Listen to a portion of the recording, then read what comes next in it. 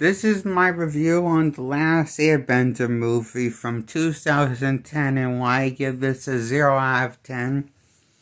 And these are my list of complaints that I'm going to list off my problem with the movie and why I'm giving it a 0 out of 10. Well, besides this is very visually haunting looking to the negative eye, this is ugly. Of a visually ugly movie. It looks like a horror film. But it's not like the good kind of horror film. More the, I don't mean that in a good way. I mean like it looks like ugly, like you don't know what they're doing. It looks like they don't know what they're doing movie. Ugly horror show.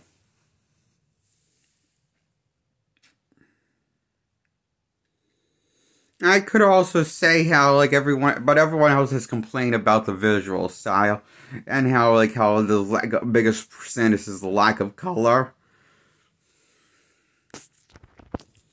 I honestly argue everything else was the movie and the script is the bigger problem than the lack of color of just making the film not look ugly. There's worse things than the film. I just think there's worse things in the movie than the film looking ugly. It still looks ugly, though.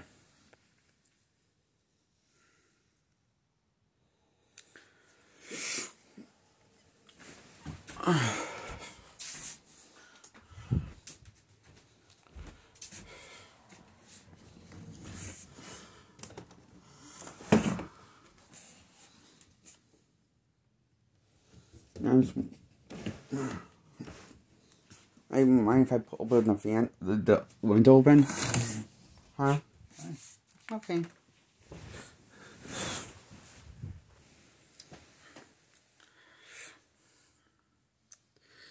And also, I don't care for any of the changes that they made for the movie.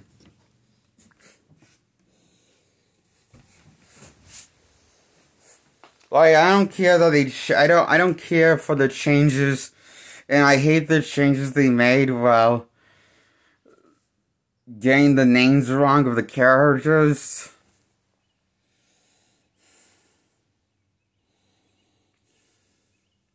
And the fact they don't look anything like the characters from the cartoons. Or act like anything like them.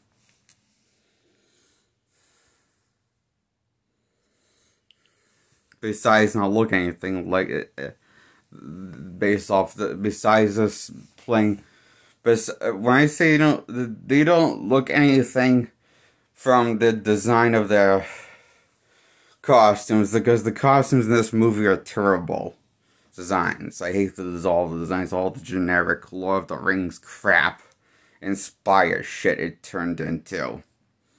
Instead of taking the designs to last Airbender faithfully, you know, and sticking with the original content of what inspired by the show, working that into the movie and taking inspiration from the show, which this movie did not do. It just changes everything designed and make it look like it's trying to make the film, like, the film's going for this, like, it's trying to make The Last Airbender look more like Lord of the Rings. And I wouldn't want that to even happen. Anyone to do that, even if it was a competent director that's not Shyamalan. I wouldn't even want Peter Jackson himself to do that to The Last Airbender design. But that's what happened to this movie. It looks like a Lord of the Rings knockoff version. Instead of looking like the show, it looks like the knockoff version of Lord of the Rings, Peter Jackson's version. If Peter Jackson made ugly, visually looking pieces of shit movie.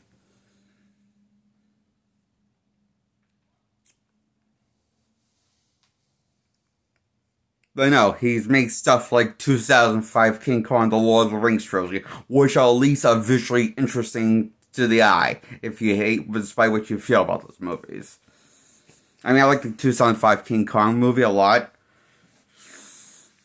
Even though I didn't like the Lord of the Rings trilogy, I will say it's very visually interesting to look at and gorgeous looking. Which is more what I could say for this 2010 Last Airbender movie, what this movie's trying to be. And thinks it is. It is not Lord of the Rings. It's just a mistake, this movie.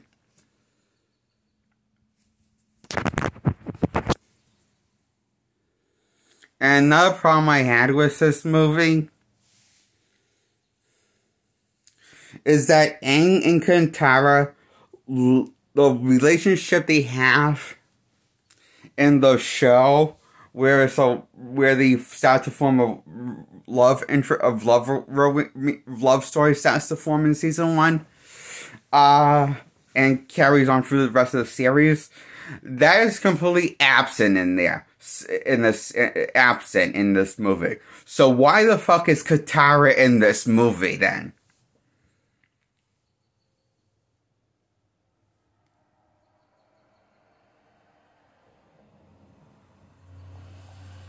Better yet, why is any of these characters in these movies? Why is Aang in this movie? And yet, why is he not called Aang, but he's called but he's called the Avatar instead of the Avatar? Why is Sokka called Sokka? Why is Iroh called Iroh in the movie?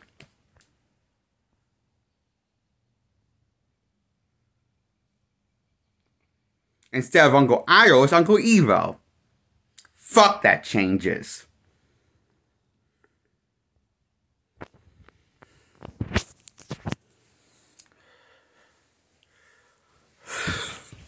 Why is Appa so ugly looking?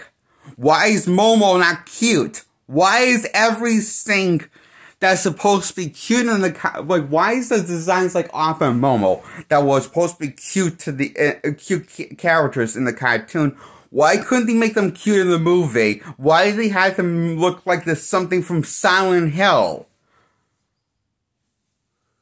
Or they look like something from Silent Hill now in this movie. The 2000 Silent Hill movie I'm referring to.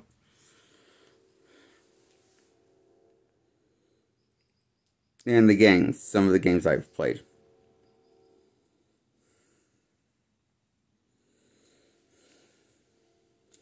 It is like, you know those Silent Hill monsters? If you've ever seen Silent Hill, that's as much as appealing as Opera and as everything is in this movie.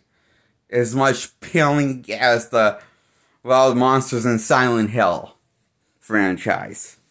It's as visually as appealing as that. It's as visually as appealing as the monsters from the Hell realm of Silent Hill itself. Game franchise that's from reference. I just did.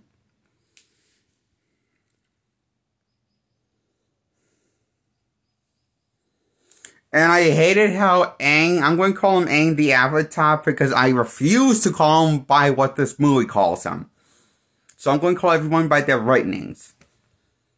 Even though despite what the movie changed. I just want to acknowledge it. And I really hated how Aang I really how Aang bowed back accepting the role of the Avatar. I hated that thing. And I hated how Saga and Aang, I hated how everyone bowed to him at the end, accepting him as the Avatar. I hated that.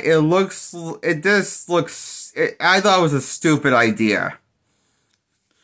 I didn't like that. I didn't even like that in execution. I just thought it was a stupid idea.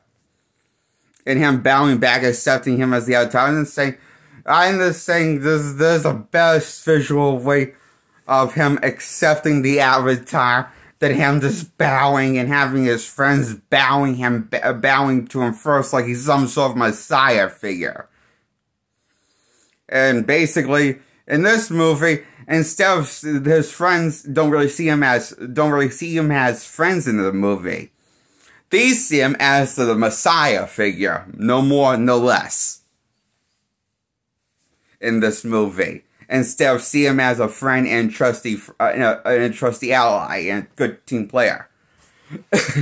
instead of like, you know, instead of having that like in the show, you wanna we got squad. We got Katara and Sokka kissing Aang's ass and believing in his wisdom bullshit. And never even grounding Aang and making him feel like a kid. This movie doesn't do any of these characters' favors. And ground them and making them feel like kids. Which is something that the show succeeded at, making them feel like kids. This is what this movie's based on. Avatar: Last Airbender show. And why couldn't they get the full title right? Why couldn't the full title be in the movie?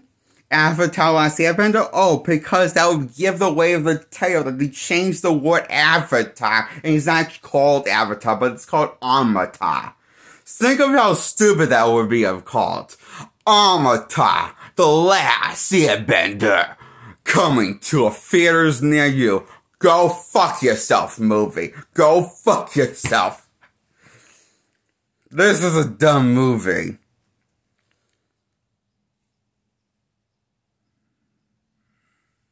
Hi, Dad. What do you think of my review so far? Good? How am I doing? Am I getting too loud or am I doing okay good with my indoor voice? Okay, I'm trying to work on my indoor voice, basically, okay?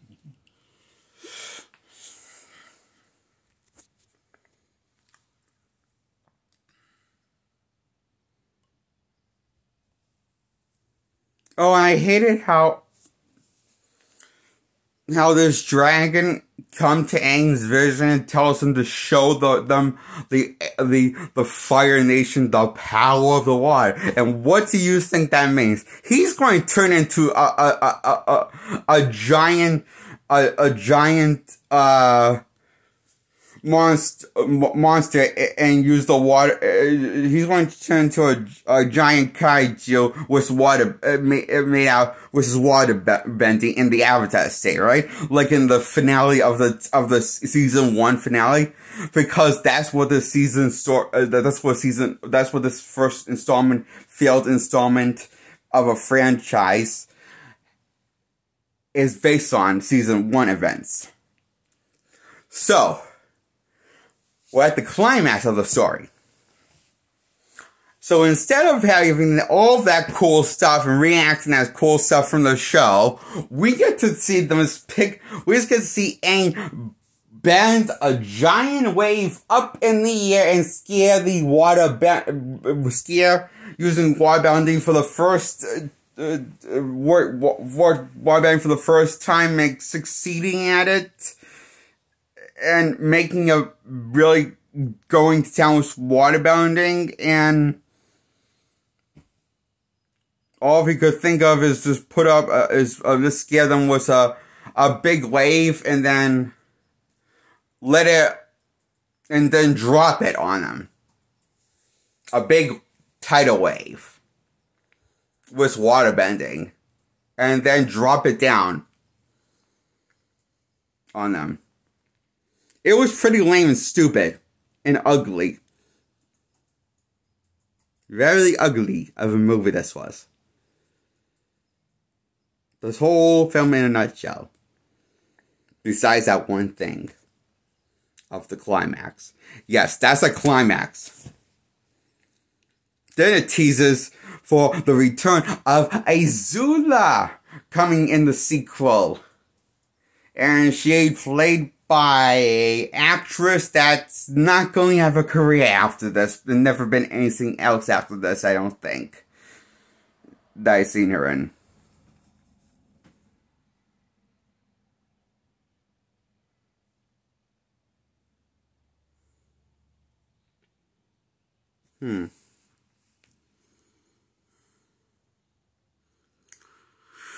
This is pretty bad. I can't help but think why this got greenlit.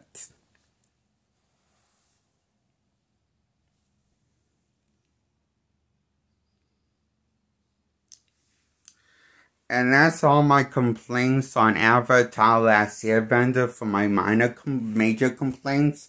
Now for my minor complaints. I don't like how Aang changed his tattoo. How come his tattoos are now blue like in the cartoons? And instead you just have these really weird patterns on his as tattoos. It raises too many questions. Now that I don't understand why change it. It doesn't look better. It just looks stupid, and it's the wrong color. The tattoos, they're black, not blue. And he doesn't have his shaved head. Well, he doesn't look like how he shaves every day, because Aang in the cartoon shaves his head every morning. As we see in one of the episodes we see in a few episodes, he normally is known for normally shaving his head, and we see him shaving his head normally in the show. So the fact that he has a buzz cut but not a shaved head really pisses me off. He needs to commit to the act and fully shave that head. Otherwise, go with Aang with the hair and make that take place. And otherwise, give Aang hair or not.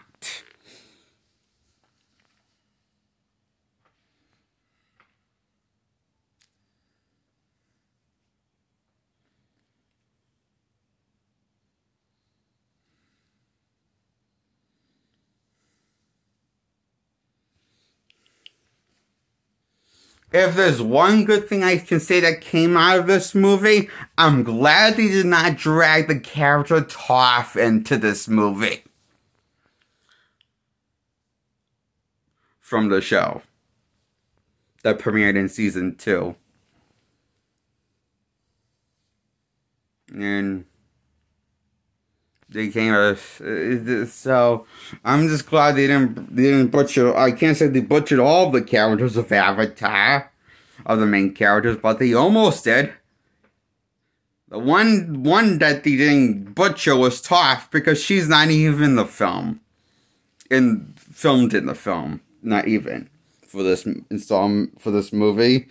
That was a failed installment to a failed franchise. It was a failed first installment to a failed franchise, this 2010 Last Airbender movie. Thank God. Why I give this a 0 out of 10? And now I'm going to review Matthew Broderick's Inspector Gadget in the same video. And why I give this a 0 out of 10, Matthew Broderick's Inspector Gadget. Okay, my problem with this is very similar to the Last Airbender movie. Feelings I have to this. Similar.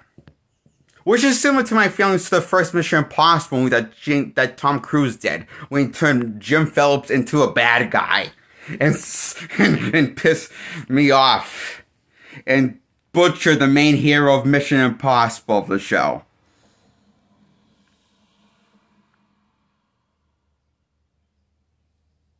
Or the main mascot of the show, you know? So that he could be the main focus. Tom Cruise did that to Jim Phillips, and I haven't let that go, and I hate Mission Impossible movie 1 for that reason, why I hate him more than any Mission Impossible to this day, even more than M. Night 2. Mission Impossible 2, known as. And my problem with Inspector Gadget is very similar to my problem with the Last Airbender problems. I think why this fails. My problem is this movie is trying to be the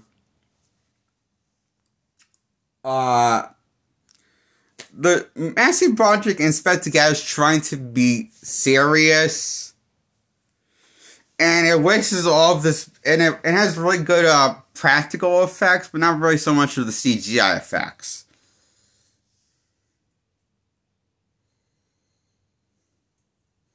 Matthew Broderick really miscasted in the role as Inspector Gadget and doesn't get it, and the fact that he can't say the line "wowzers" right, and he can't say that right and make that sound iconic in his own way.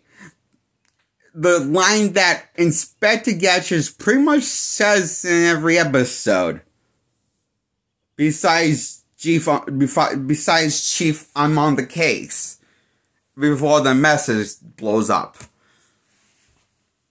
Literally. How he gets the message of Dr. Case gets for Claw, Dr. Claw. And he's not even called Dr. Claw in the movie, he's just called Claw. And how does he get the Claw name? Oh, he makes it up himself. Of course he does. Because we can't just have him already be called that.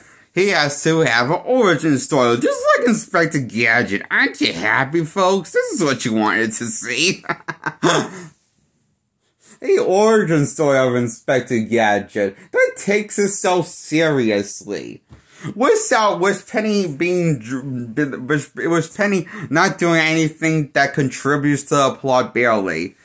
And because in the third act, Inspector Gadget, after he gets resurrected through the power of love through Penny and his love of his late Brenda, that he admires this girl's ass over and makes monkey sounds over when he first meets her ass from behind. Makes monkey sounds when he sees a woman's ass and finds her very attractive and makes him horny, clearly. Go, Gadget boner.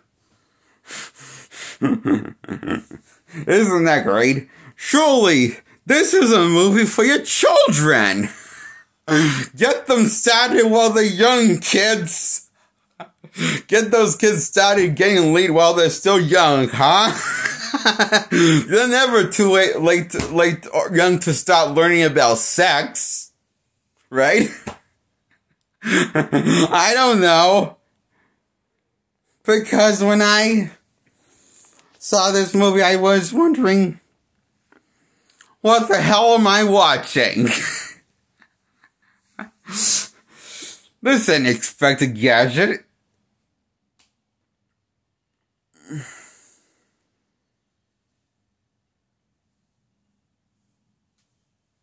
This is something else entirely different. But not something good. Or beautiful, I would say.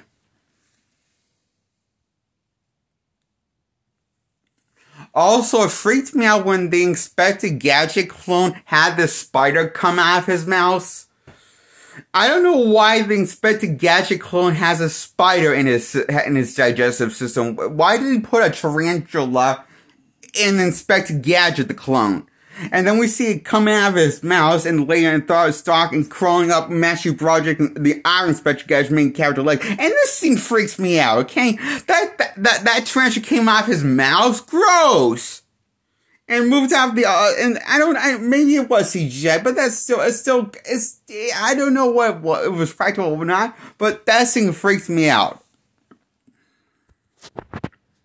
The tarantula coming out of Matthew Broderick's mouth, okay? The clone of Matthew Broderick's Inspector Gadget. That freaked me out.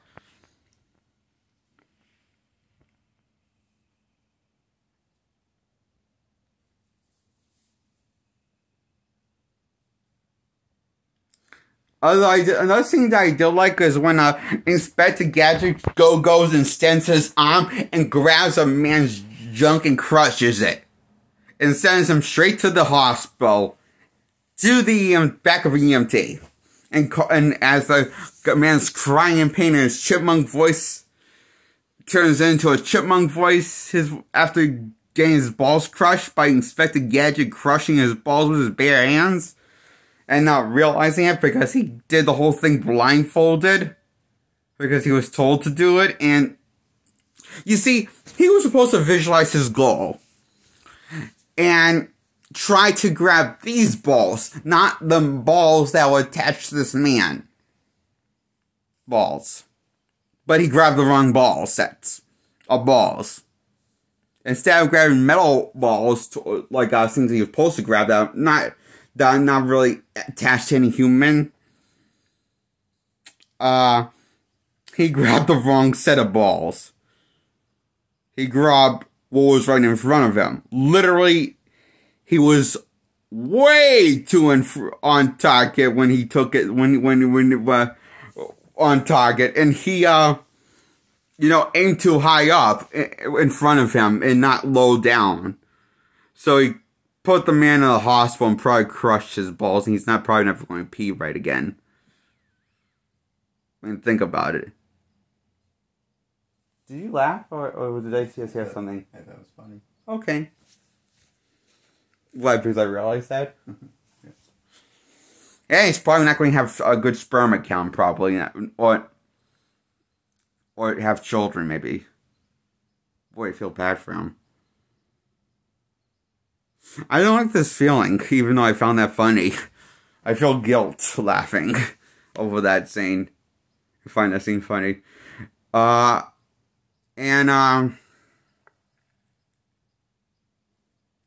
was the best part of the movie, I thought.